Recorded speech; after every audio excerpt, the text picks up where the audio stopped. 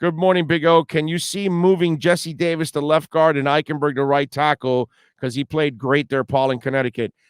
First of all, no, I don't, because it looks like Solomon Kinley's going to lock it up. This is the way I would look at it.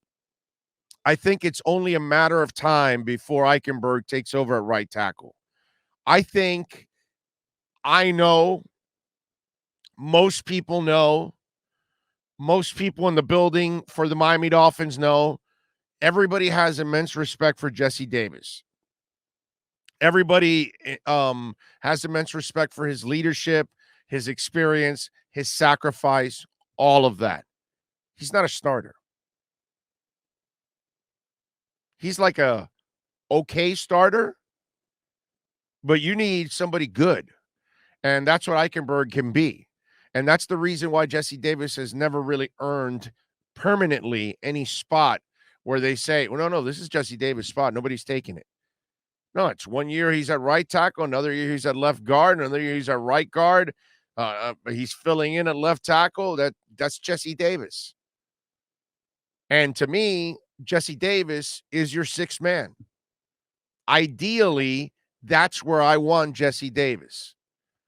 So if we really are thinking and hoping as Dolphin fans, Paul, that you want the offensive line to kind of get settled, I think its best potential is to put Eichenberg there at right tackle and hope that he is able to grow, which again, folks, I got to tell you, it's ridiculous.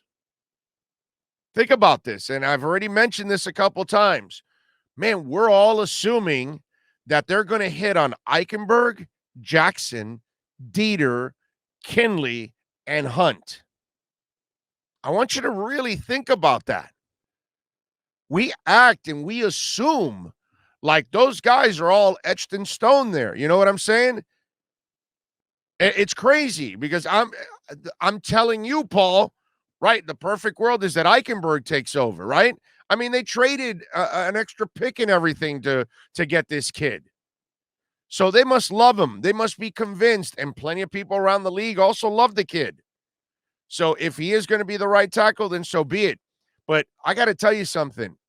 I am going to absolutely freak out if those 5 young men do end up as your permanent starters all year long. And they're all draft picks. That's wow. That would be crazy. That would be phenomenal.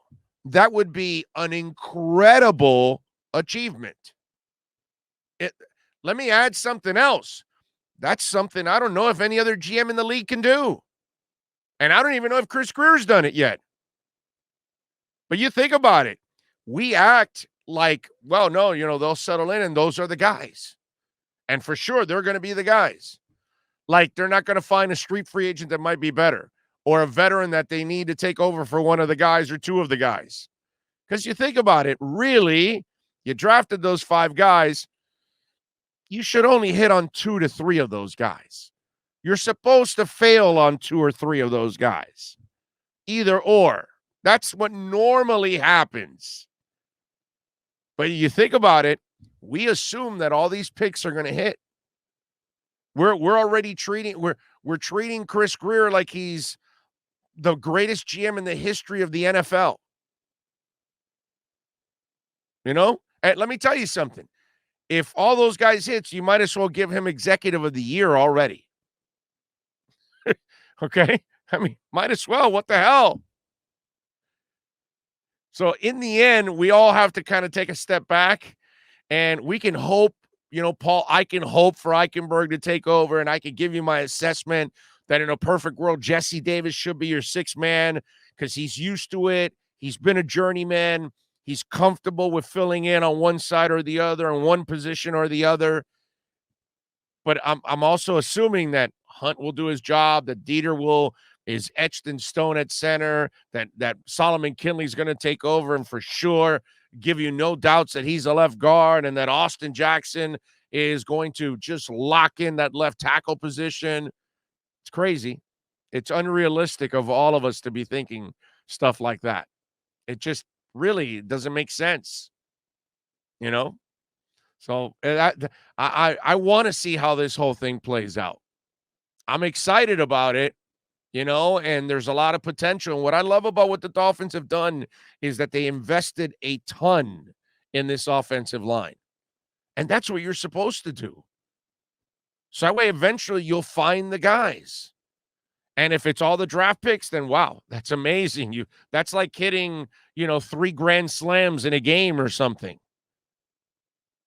Doesn't make any sense that you would, oh yeah, I know we need a left guard, we need a right guard, we need a center, we need a left tackle, we need a right tackle. Yeah, we'll draft them all and we'll hit on them within the 3 years of picks, because obviously Dieter was 3 years ago. It's it's something that would be one of the greatest drafting feats in the history of the Miami Dolphins, period, if that does end up happening. But honestly, all of us, we really still don't know how this thing is going to work out. Who's going to make it? Who's going to be left standing? Who's going to end up being a backup? Who's going to end up being cut? What pick is not going to make it? We just don't know.